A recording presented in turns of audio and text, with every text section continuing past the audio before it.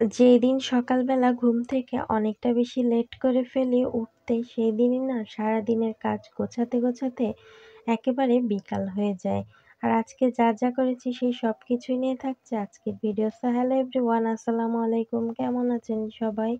এই তো সকালবেলা ঘুম থেকে উঠেই অনেকটা দেরি করে ফেলেছি আর সকালবেলা থেকেই ভিডিওটা শুরু করেছি। আজকে নাস্তায় রুটি রেখেছি।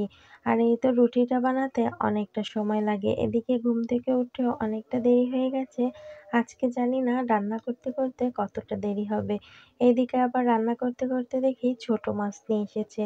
আর রুটিগুলো সব বানিয়ে নিয়েছি। এখন একটু পরাঠা ভাজি করে নিচ্ছি। আর খাওয়া-দাওয়া শেষ করে থালা বাসনগুলো ধুয়ে তারপর মাছগুলো কেটেই সোজা রান্না করতে চলে আসবো। এই তো খাওয়ার পরে অনেকটা থালা বাসন হয়েছিল, সেগুলোকে প্রথমে ধুয়ে নিলাম। এরপর মাছগুলো কাটাকাটি করে সোজা রান্না করতে চলে এসেছি। আর এই তো আজকে ছোট মাছ হাতে মাখিয়ে রান্না করব। তো আলু দিয়ে, পেঁয়াজ দিয়ে আর একটু জিরা রসুন বাটা দিয়ে দিলাম। লবণ হলুদ সবকিছুই একে দিয়ে এখন সব একসাথে হাতে মাখিয়েই রান্না করব। আর এই ছোট মাছে একটু টমেটো দেব, তাহলে খেতে অনেক মজা হবে। হাত দিয়ে মাখানো হয়ে গেছে, এখন তেল দিয়ে দিচ্ছি। আর আমি এই যে ছোট মাছ হাতে মাখিয়ে রান্না করতে গেলে না প্রায় সময় তেলটাই দিতে ভুলে যাই। এখন পানিও দিয়ে দিলাম, তারপর টমেটোগুলো দিয়ে দেব।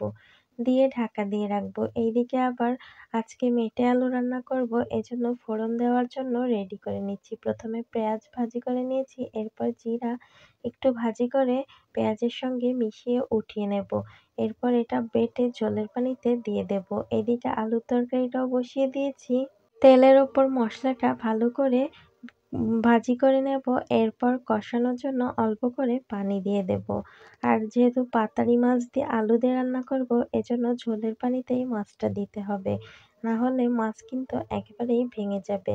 এখন এই তো মাছগুলো একে সব দিয়ে দেব। দিয়ে কিছুক্ষণ ঢাকা দিয়ে ভালো করে কষিয়ে নেব। আর এই মাছটা না বেশি জাল হলেই ভেঙে যাবে। এদিকে ছোট মাছটা প্রায় হয়ে গেছে, অল্প পানি আছে, টেনে গেলেই উঠিয়ে নেব। এই যে মাছগুলো কষানো শেষ, এখন উঠিয়ে নিচ্ছি। আর মাছগুলো কষানো হয়ে গেলে মশলাটা অনেকটা ভালো করে কষিয়ে ফেলবো। এরপর ঝোলের পানি দিয়ে দেব। আর আলু আমি বেশিরভাগ টাইমে ঝোলের পানিতে দিয়ে রান্না করি, তাহলে খেতে অনেক বেশি মজা হয়। এই তো গরম পানি দিয়ে দিলাম, একেবারেই কম ছিল, আবার একটু কাঁচা পানিও দিলাম। আর এই তো আলুটা ভালো করে ধুয়ে নেব। আর আলুগুলো দেখুন অনেকটা সাদা ছিল, দেখতেই খুব ভালো লাগছে। আর ভালো করে রান্না করলে খেতে তো ভীষণ মজা হবে। এখন এই তো ঝোলটা ফুটে গেছে, তারপর আলুগুলো সব দিয়ে দেব। আর আলুগুলো দিয়ে ঢাকা দিয়ে রেখে ছোট মাছটাকে নামিয়ে ফেলবো। আর ছোট মাছটা না খেতে ভীষণ মজা হয়েছিল, যেহেতু টাটকা মাছ ছিল। আর এই তো এখন একটু ফোড়নটাও দিয়ে দিলাম। আর অনেকটা সময় ধরে রান্না করে নিয়েছি, এখন মাছগুলোও দিয়ে নিয়েছি। আর তরকারিটা প্রায় হয়ে গেছে। আজকের ভিডিওটা এই পর্যন্ত। সবাই ভালো থাকবেন, সুস্থ থাকবেন। দেখা হবে অন্য কোনো ভিডিওতে। আল্লাহ হাফেজ। আসসালামু আলাইকুম।